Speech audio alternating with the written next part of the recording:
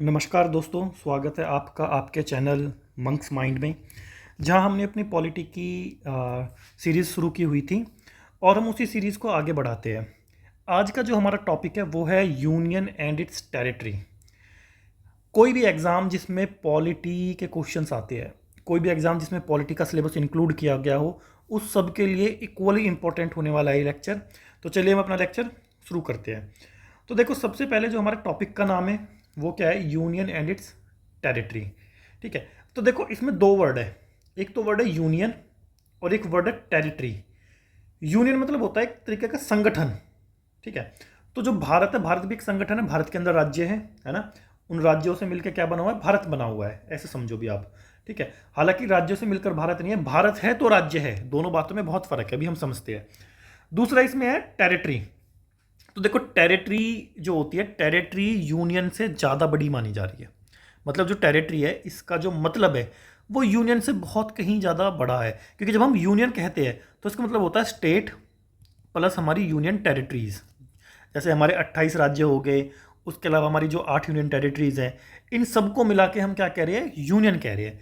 जबकि जब हम टेरिटरी जो वर्ड यूज़ करते हैं, टेरिटरी का मतलब ये तो है ही, ये दोनों चीज़ें तो इंक्लूड है, बट उसके अलावा अगर हम फ्यूचर में कोई टेरिटरी एक्वायर्ड करते हैं, सपोज करो कि आज कोई राज्य नहीं है, कल को किसी आइलैंड को हम एक्वायर्ड करते हैं, तो वो कौन से कॉन्सेप्ट में आ जाएगा? टेरिटरी। तो फ्यूचर में जो हम एक्वायर्ड करेंगे वो भी किस में आएगा? टेरिटरी में आएगा। तो इसलिए टेरिटरी क्या है? टेरिटरी एक बड़ा कॉन्सेप्ट है ना, कंपेयर टू द यूनियन। तो देखो, सबसे पहले हमारे पास आता है आर्टिकल फर्स्ट। अब आर्टिकल फर्स्ट की जो स्टेटमेंट है वो है इंडिया दैट इज भारत। मतलब इंडिया जो भारत है, shall be union of state, shall be union of state. अब देखो, इसमें बोला गया है कि इंडिया जो भारत है, क्योंकि स्टार्टिंग में क्या था, जब हम कॉन्स्टिट्यूशन बना रहे थे, जब हमारा देश नया नया आज़ाद हुआ था, तो लोगों ने ना काफ़ी हड़कंप मचाया था कि नहीं इसका नाम भारत रखो, कुछ लोग कह रहे थे नहीं इसका नाम इंडिया रखो, है ना। तो उस चीज़ को रिजॉल्व करने के लिए जो हमारे अंबेडकर साहब जी थे, जो हमारे फादर ऑफ इंडियन कॉन्स्टिट्यूशन माने जाते हैं, उन्होंने कहा था कि एक काम करते हैं, हम शुरू ही ऐसे करते हैं अपने संविधान का आर्टिकल फर्स्ट शुरू ही कैसे करेंगे? India that is Bharat shall be union of state. अब देखो, उन्होंने जो वर्ड यूज़ करा था, यूनियन ऑफ स्टेट का वर्ड यूज़ किया था, ना कि फेडरेशन वर्ड यूज़ किया था। अब यहाँ इसके दो मतलब निकलते हैं। अगर आप अमेरिका का कॉन्सेप्ट लोगे, यूएसए का, तो यूएसए में क्या था कि 13 राज्य आपस में मिले थे, 13 राज्यों ने मिलकर शपथ खाई थी और शपथ खा के एक एग्रीमेंट बनाया था और नया देश बनाया था उन्होंने, यूएसए। बट हमारे यहाँ तो ऐसा नहीं है कि राज्यों ने शपथ खाई और भारत को बनाया हो। भारत तो स्टार्टिंग से ही था। इंडिया क्या था? स्टार्टिंग से ही था। तो इसका मतलब इंडिया राज्यों ने नहीं बनाया है ना। इस चीज़ को समझो, क्योंकि जब हम अमेरिका की बात करते तो उन्होंने एक लीगल एग्रीमेंट करा था। तो अमेरिका के बारे में बोला जाता है कि अमेरिका क्या है? इंडिस्ट्रक्टेबल यूनियन है। मतलब अमेरिका का संगठन नहीं टूट सकता क्योंकि उन लोगों ने पेपर पे साइन किए हुए हैं। प्लस अमेरिका के राज्य भी कैसे है? इंडिस्ट्रक्टेबल स्टेट भी है। तो इनडिस्ट्रक्टेबल यूनियन है और इनडिस्ट्रक्टेबल स्टेट है। ना तो स्टेट टूट सकते, ना राज्य टूट सकता। बट इंडिया के अंदर ऐसा नहीं है। इंडिया के अंदर हम स्टेट्स में से राज्य भी बनाते हैं, दो राज्यों की बाउंड्रीज भी चेंज करते हैं। तो इंडिया के अंदर इनडिस्ट्रक्टेबल यूनियन तो है, बट स्टेट कैसे है? इंडिया के अंदर जो स्टेट है, स्टेट क्या हो जाएंगे? डिस्ट्रक्टेबल हो जाएंगे, कि हम राज्यों के साथ छेड़खानी कर सकते हैं। ठीक है, एक कॉन्सेप्ट तो ये हो गया। अब देखो दूसरा क्या है, जब हम इस स्टेटमेंट को पढ़ते हैं, इसके अंदर जब भारत और इंडिया लिखा हुआ है तो नाम हो गया। जब हम यूनियन ऑफ स्टेट बताते हैं तो इंडिया की ये पॉलिटिक्स है, इंडिया की पॉलिसी है यूनियन ऑफ स्टेट। ठीक है, तो इसका मतलब क्या हुआ? हमारा देश यूनियन है, बट हमारा संविधान कैसा है? फेडरल। हमारे संविधान ने पावर डिवाइड की हुई है। हमारी कंट्री फेडरल नहीं है। देखो, ये एक बहुत होता ना बारीक कॉन्सेप्ट है कि हमारा देश फेडरल नहीं है, हमारा कॉन्स्टिट्यूशन फेडरल है। यहाँ तक समझ में आया? ठीक है, अब हम चलते हैं अगले टॉपिक पे। अब अगला आर्टिकल हमारा आर्टिकल 2। आर्टिकल 2 की जो स्टेटमेंट है वह इस्टेब्लिशमेंट, ठीक है, एडमिशन एंड, यहाँ दो वर्ड आते हैं, एडमिशन के साथ एक और वर्ड आता है इस्टेब्लिशमेंट। तो admission and establishment of new state. ठीक है, अब देखो न्यू स्टेट से यहाँ मतलब है कि वो राज्य जो पिक्चर में ही नहीं है अभी तक। मतलब भारत की बाउंड्री है, इस भारत की बाउंड्री में ही वो एग्जिस्ट नहीं कर रही चीज़ें। सपोज करो कि यहाँ पे कोई आइलैंड आ जाता है, इन फ्यूचर हम उसको खरीद लेते हैं, तब उसको हम इंक्लूड करेंगे। तो जब हम एडमिशन एंड इस्टेब्लिश करते हैं न्यू स्टेट, देखो एडमिशन मतलब तो ऐसा हो गया कि हमने ऑलरेडी ये टेरिटरी खरीदी हुई थी, फिर हमने इसको इंक्लूड कर दिया, ये तो हो गया एडमिशन। इस्टेब्लिशमेंट मतलब होता है कि सपोज करो कि ये टेरिटरी अमेरिका के पास थी, अब हमने उनसे ले ली, तो इस्टेब्लिशमेंट हो गया, है ना। तो जब हम कोई चीज़ जो अभी तक हमारे संगठन में ही नहीं है उसको हम इंक्लूड कर रहे हैं, तो वो कहाँ आएगी, हमारे आर्टिकल 2 में। और पावर किसको दी गई है, पार्लियामेंट को। तो इन्होंने क्या कहा है कि पार्लियामेंट एडमिट कर सकती है नई स्टेट को या इस्टेब्लिश कर सकती है, ठीक है, अगर पार्लियामेंट को लगता है कि ये भारत के अंदर इंक्लूड होनी चाहिए। तो दो चीज़ें क्लियर होगी ना इसके अंदर, कि एक एडमिशन होता है, एक इस्टेब्लिशमेंट होता है। इस्टेब्लिशमेंट मतलब अभी वो बना ही नहीं है, तो वो बन रहा है, ठीक है, पिक्चर में नहीं है, कोई नहीं जानता कि ये चीज़ कहाँ है। एडमिशन मतलब क्या होगा कि लोग जानते हैं चीज़ कहाँ है और उसको हमने इंडिया के अंदर मिला लिया। आर्टिकल 3 अलग ही चीज़ बोलता है। आर्टिकल 3 कहता है कि इंडिया के अंदर जो ऑलरेडी ये राज्य बने हुए हैं, थोड़ा सा मैप ठीक कर देते हैं इंडिया का। इंडिया के अंदर जो ऑलरेडी राज्य बने हुए हैं, इन राज्यों को तोड़ के मरोड़ के इनकी बाउंड्रीज चेंज करो, ठीक है, इनके एरियाज को ऊपर नीचे करो, एडजस्ट करो, उसके बाद आप चाहो तो नया राज्य बना सकते हो। तो अगर हमको बिल्कुल फ्रेश राज्य बनाना है तो आर्टिकल 2, पर ऑलरेडी जो हमारे राज्य बने हुए हैं इनमें से दो राज्यों को मिलाकर, दो बड़े राज्यों को मिलाकर एक राज्य बनाना है, या एक बड़े राज्य को तोड़कर अलग अलग राज्य बनाने हैं, ये सब किस में होते हैं, आर्टिकल 3 में। तो आर्टिकल 3 में हम क्या काम कर सकते हैं, एरिया डिमिस कर सकते हैं, किसी राज्य के एरिया को ऊपर नीचे कर सकते हैं, बढ़ा सकते हैं, घटा सकते हैं। बाउंड्रीज को, जैसे एक राज्य यहाँ दूसरा राज्य यहाँ, तो इनकी बाउंड्रीज हमने डिसाइड कर दी, तो वो कहाँ होगा, आर्टिकल 3 में। इनके नाम भी चेंज हम किससे करते हैं, आर्टिकल 3 से। और दो या दो से ज़्यादा राज्यों को तोड़ फोड़ के जो नया राज्य बनाते हैं वो भी कहाँ था, आर्टिकल 3 में। तो ये क्या हो गया, सिस्टम हो गया। अब देखो हम स्टार्ट कैसे करते हैं सारी चीज़ें, ठीक है। तो ये कहते हैं कि सबसे पहले क्या होता है कि जब भी हम ये काम कर रहे होते हैं, राज्यों का नाम चेंज करना, दो या दो से ज़्यादा राज्यों को मिला के नया राज्य बनाना, तो ये ऐसे ही नहीं हो जाता, ठीक है। सबसे पहले इसके अंदर प्रेसिडेंट की रिकमेंडेशन लगती है। जब हम नया राज्य बनाते हैं, किसी राज्य के साथ छेड़खानी करते हैं, तो सबसे पहले क्या लगती है, प्रेसिडेंट की रिकमेंडेशन लगती है। उसके बाद हम अपना बिल इंट्रोड्यूस कराते हैं, ठीक है। अब ऐसा हो सकता है कि प्रेसिडेंट चाहे तो कंसर्न स्टेट से व्यू ले सकता है, भाई आपका क्या मतलब है। सपोज करो कि जब पंजाब को रीएडजस्ट करके इसके अंदर से हरियाणा बना रहे थे, तो ऐसे मान के चलो सबसे पहले तो प्रेसिडेंट रिकमेंड करता था कि बना दो, हरियाणा बना दो। फिर ऐसा कह रहे कि हो सकता है कि अगर प्रेसिडेंट को लगता है तो पंजाब से पूछे कि भाई हम ऐसे एक नया राज्य बनाना चाह रहे, बनाए या ना बनाए, ठीक है। अब देखो जो प्रेसिडेंट, जो राज्य होते हैं, राज्य अपनी राय देंगे प्रेसिडेंट को, तो प्रेसिडेंट के ऊपर वो राज्य जो बाइंडिंग नहीं होती, जो राज्यों ने अपनी राय दी है, रिकमेंडेशन दी है, वो बाइंडिंग नहीं होती, ठीक है। फाइनली बिल इंट्रोड्यूस हो जाता है लोकसभा राज्यसभा के अंदर, ठीक है, और बिल्कुल सिंपल मेजॉरिटी से पास किया जाता है। इसमें कोई हाई फाई या कोई एब्सोल्यूट मेजॉरिटी, स्पेशल मेजॉरिटी नहीं चाहिए होती, ठीक है। तो इसके अंदर आपको दो ही चीज़ याद रखनी है कि प्रेसिडेंट की रिकमेंडेशन चाहिए होती है, बहुत इंपॉर्टेंट है, यहाँ से क्वेश्चन बनते हैं। दूसरा, बिल कौन कैसे पास होता है, सिंपल मेजॉरिटी से, ये पॉइंट है। तो एक तो पॉइंट हो गया प्रेसिडेंट रिकमेंडेशन का, दूसरा मेजॉरिटी कैसे चाहिए होती है, तीसरा इसके अंदर आर्टिकल 3 में क्या है और आर्टिकल 2 में क्या है, ये सारी चीज़ें आपको याद होनी चाहिए, पता होना चाहिए, ठीक है। अब देखो यही वो बात होगी जो हम बोल रहे थे, इंडिया क्या है, indestructible union of destructible state, ठीक है। इसका मतलब क्या हुआ, जब हम डिस्ट्रक्टेबल स्टेट कह रहे हैं तो इसका मतलब क्या हुआ, जो हमारे राज्य है इनको टेरिटोरियल इंटीग्रिटी और कंटिन्यू एग्जिस्टेंस का वादा नहीं दिया जाता। मतलब कि हम ये नहीं कह रहे कि आपका जो आज क्षेत्र है, जो एरिया है, वो हमेशा यही रहेगा, इस चीज़ की गारंटी हमारा कॉन्स्टिट्यूशन नहीं लेता। हमारा कॉन्स्टिट्यूशन कहता था कि इन फ्यूचर आपको तोड़ के अलग राज्य बनाना पड़ा तो हम बना देंगे। जबकि अमेरिका के अंदर क्या है, इंडिस्ट्रक्टेबल यूनियन है और इंडिस्ट्रक्टेबल ही स्टेट है ना। तो ये हमारा हो गया। और हमारे यहाँ भी बोला गया है कि जब हम देखो ये काम कर रहे होते हैं, सपोज करो कि हम किसी दूसरे राज्य से कोई टेरिटरी लेते हैं, ठीक है, तो उसमें हमें कोई अमेंडमेंट करने की जरूरत भी नहीं पड़ती है ना। और जो हम ये देख रहे हैं, जो चेंजेस हो रहे हैं आर्टिकल 2 और 3 के तहत, अब देखो इनके अंदर भी तो जो आर्टिकल 2 और 3 के अंदर हम बदलाव कर रहे हैं, ठीक है। तो आर्टिकल 4 क्या कहता है, आर्टिकल 4 कहता है कि आपने जो आर्टिकल 2 और 3 के अंदर चेंजेस करे हैं, अमेंडमेंट करे हैं, वो हम आर्टिकल 368 के तहत नहीं मानते। अब देखो आर्टिकल 368 जो है, आर्टिकल 368 के अंदर अमेंडमेंट बताया हुआ है कॉन्स्टिट्यूशन का स्पेशल मेजॉरिटी से, जबकि हमने देखा है कि आर्टिकल 2 और 3, आर्टिकल 2 और 3 में जब हम चेंजेस करते हैं तो हमको कैसी मेजॉरिटी चाहिए होती है, सिंपल। तो ये तो इसके अंदर आ ही नहीं रही। तो इसका मतलब क्या हो गया, आर्टिकल 4 क्या कहता है कि अलग से कॉन्स्टिट्यूशन का अमेंडमेंट नहीं चाहिए होता, 368 वाला सिंपल मेजॉरिटी से काम बना हुआ है। ठीक है, कुछ स्पेशल प्रोविजंस हैं कुछ स्टेट्स के लिए। ठीक है, पार्ट जो 21 है हमारे कॉन्स्टिट्यूशन का, उसमें आर्टिकल 371 में कुछ स्पेशल स्टेटस भी हमने कुछ स्टेट्स को दे रखा है, वो हम आगे देखते हैं। जैसे असम, अरुणाचल प्रदेश, नागालैंड, मणिपुर, मिजोरम, तेलंगाना, आंध्र प्रदेश, कर्नाटका, महाराष्ट्र, गुजरात, सिक्किम, गोवा। तो ये वो राज्य है जिनके पास स्पेशल स्टेटस है, इनका थोड़ा हमें ख्याल रखना पड़ता है, इसे समझो। ठीक है, अब आता है नेक्स्ट टॉपिक हमारा सिसेशन ऑफ टेरिटरी। सिसेशन मतलब सपोज करो कि इंडिया के पास कुछ क्षेत्र है, अब ये क्षेत्र हमको सपोज करो बांग्लादेश को हमको ये देने हैं, तो उसके लिए हमको क्या करना पड़ेगा। ठीक है, अब देखो पहले क्या होता था, पहले इनको ऐसे दे देते थे कि भाई तुम ये वाला एरिया रख लो, हमको ये वाला दे दो।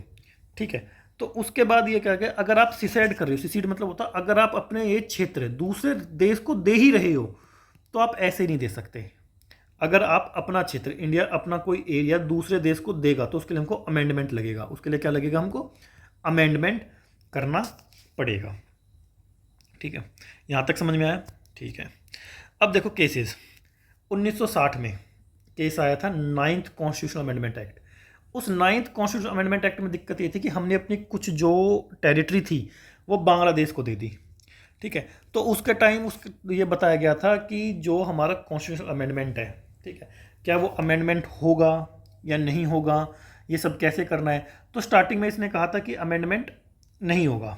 ठीक है, फिर बाद में जब स्टेटमेंट आई थी, जैसे 2010 में जब हमने 100 कॉन्स्टिट्यूशन अमेंडमेंट करा था, तब हमने बांग्लादेश के साथ कुछ टेरिटरीज को एक्सचेंज किया था कि आप हमारे कुछ क्षेत्र रख लो, हम आपके कुछ क्षेत्र रख लेते हैं। ठीक है, अब देखो ये हो गया सेटलमेंट। ये क्या हो गया, सेटलमेंट। मतलब अगर हम उसको 2 क्षेत्र दे रहे हैं और वो हमको 2 क्षेत्र दे रहा है तो इसके लिए अमेंडमेंट की जरूरत नहीं है। इसको क्या बोल रहे हैं, बाउंड्री सेटलमेंट बोल रहे हैं। ठीक है, तो ऐसा केस आया था, तो उसके अंदर हमको सारा काम किससे हो जाएगा, एग्जीक्यूटिव एक्शन से हो जाएगा। मतलब प्रेसिडेंट के बिहाफ पे सारा काम हो जाएगा, प्रेसिडेंट कर लेगा सारा काम, इसके लिए कोई अलग से चीज़ नहीं आई। तो इसका मतलब क्या है, जब हम बाउंड्री सेटलमेंट करते हैं तो उसके अंदर सीड नहीं आ रहा। सीड मतलब आप अपनी टेरिटरी को दे नहीं रहे हो फ्री में, जबकि ये वाला केस क्या था, इसमें आप अपनी टेरिटरी दे रहे थे। तो अगर आप अपना क्षेत्र किसी को दे देते हो बिना बाउंड्री सेटलमेंट के तो वो आता है सिसेशन के अंदर और उसमें अमेंडमेंट लगेगा। पर जब आप सेटलमेंट करते हो वो एग्जीक्यूटिव एक्शन से कर सकते हो। जैसे बॉर्डर डिस्प्यूट होते हैं, उसमें अगर हम सेटलमेंट करें तो एग्जीक्यूटिव एक्शन से हो जाते हैं। ठीक है, तो हमने आर्टिकल 1 देखा था जिसके अंदर डेफिनेशन थी, हमने आर्टिकल 2 देखा था जिसके अंदर न्यू स्टेट आ रहे थे, आर्टिकल 3 देखा था जिसके अंदर एग्जिस्टिंग स्टेट्स के साथ छेड़खानी कर रहे थे, आर्टिकल 4 कह रहा था कि आर्टिकल 2 और 3 के अंदर जो चेंजेस गए हुए हैं वो 368 के तहत नहीं आते। ठीक है, ये हमने अभी तक देखा है। अब आते कुछ कमीशन। अब देखो इंडिया का जब आज़ाद हुआ था तो आज़ादी के बाद धीरे धीरे ये हुआ था कि अपने अपने राज्य की डिमांड बढ़ने लगी, हमें हमारा राज्य दो। भाषा के आधार पर, धर्म के आधार पर डिमांड बढ़ती चलेगी, क्योंकि अगर एक बार हमने धर्म के आधार पर एक नया देश बनाया है तो उसने बीज बो दिए थे छोटे छोटे और देशों के लिए। तो हर कोई ये सपना देखने लगा था हम भी डिमांड करेंगे। तो डिमांड हालांकि उस टाइम पर धर्म के आधार पर नहीं थी, पर भाषा के आधार पर हर कोई अपना राज्य चाह रहा था। ठीक है, तो सबसे पहले हम देखते क्या हुआ था जब ये डिमांड बढ़ रही थी। ठीक है, अब सीन क्या हुआ था कि अगर आप देखोगे सबसे पहले हमने आंध्र प्रदेश बनाया था। ठीक है, अब आंध्र प्रदेश में लोग बोलते थे तेलुगु, जबकि आंध्र प्रदेश किसका पार्ट था, मद्रास का। यहाँ लोग मोस्टली क्या बोलते थे, तमिल। अब इन दोनों के टकराव होने लगे, नहीं तमिल अलग है तेलुगु अलग है, तो इन्होंने डिमांड करी थी अलग से। ठीक है, तो अब जब ऐसी डिमांड उठ रही थी कि भाई लिंग्विस्टिक बेसिस पे, लैंग्वेज के आधार पर क्या हमको नया राज्य बनाना चाहिए नहीं चाहिए, तो सरकार ने कमीशंस बनाए थे। तो सबसे पहले आया था धार कमीशन। ठीक है, ये 1948 में आया था।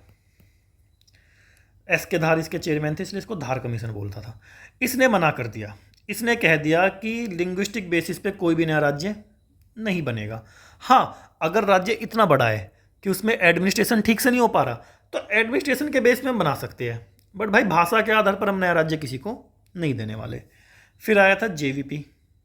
अब जेवीपी के अंदर कोई चेयरमैन नहीं था, जवाहरलाल नेहरू थे, सरदार वल्लभ भाई पटेल थे और पट्टाभी सीतारामैया थे। इन तीनों के नाम पे जेवीपी कमीशन था, 1949 में आया था। इन्होंने भी सेम बात कही कि हम भाषा के आधार पर राज्य नहीं बना सकते, चाहे कितनी भी डिमांड उठ रही हो, ये भारत की एकता को तोड़ देगा।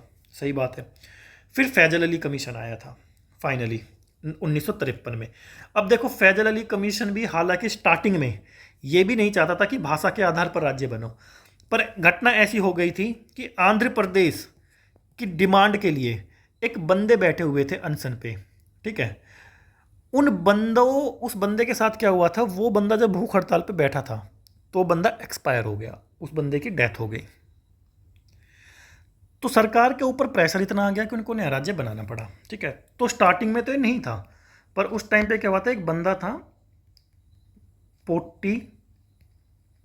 पोट्टू सरीरा मोलू। तो पोट्टू सरीरा मोलू हंगर स्ट्राइक पे चला गया कि जब तक आप मेरे लिए नया राज्य नहीं बनाते, आंध्र प्रदेश नहीं बनाते, मैं अनशन पे बैठूंगा। और 56 डेज का इसने फास्ट किया था, 57th डे ये भूख से एक्सपायर हो गया और गवर्नमेंट को फिर आंध्र प्रदेश बनाना पड़ा था। तो फैजल अली कमीशन के अंदर भी फैजल अली थे जो चेयरमैन थे, KM पानीकर जो मेंबर थे, MN कुंजरू भी मेंबर थे। तो इन्होंने मान लिया था कि भाषा के आधार पर भी राज्य होना चाहिए, क्योंकि ये वाली घटना हो गई थी पोट्टू सरीरा मल्लू वाली। बट इन्होंने ये रिजेक्ट कर दिया कि एक राज्य और एक भाषा। अब ऐसे तो इंडिया के अंदर 2000-3000 भाषाएं बोली जाती है, फिर तो राज्य पे राज्य बनेंगे, तो हर भाषा के लिए हर एक राज्य होना चाहिए, ये वाला कॉन्सेप्ट रिजेक्ट कर दिया। बट इन्होंने कहा था कि हम लैंग्वेज, कल्चर, फाइनेंशियल एडमिनिस्ट्रेशन, इन चीज़ों को फैक्टर मान सकते हैं राज्य बनाने के लिए।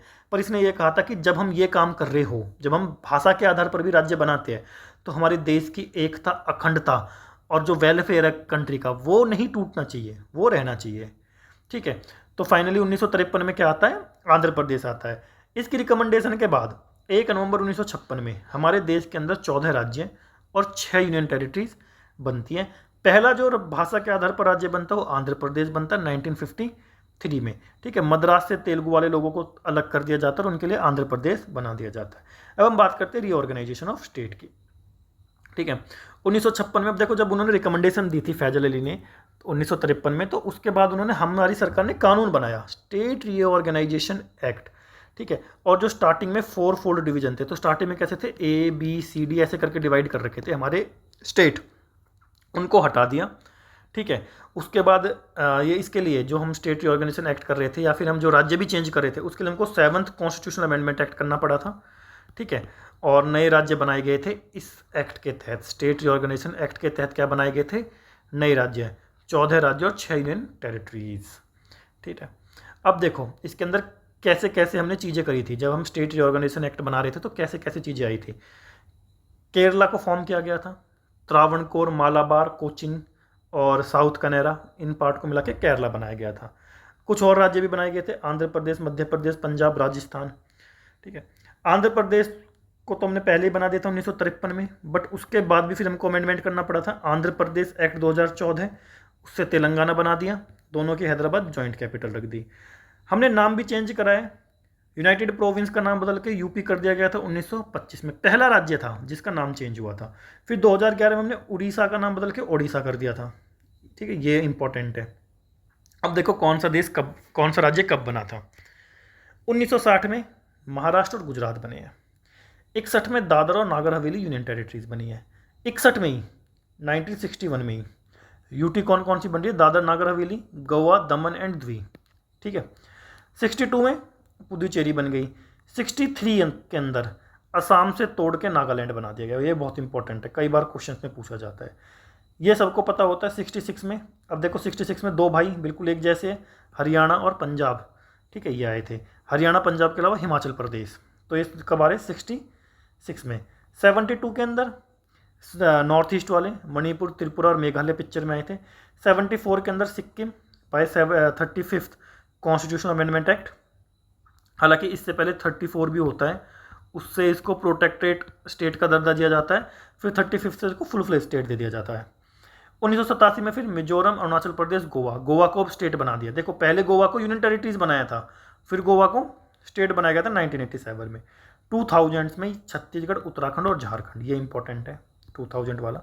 2014 का हमको तेलंगाना का पता ही है। तो हमारा ये लेक्चर यहीं पे ख़त्म हुआ, ठीक है। आपको वीडियो अच्छा लगा हो, लेक्चर अच्छे लगे हो तो हमारे चैनल को सब्सक्राइब कीजिए और वीडियो को ज़्यादा से ज़्यादा शेयर कीजिए। Thank you.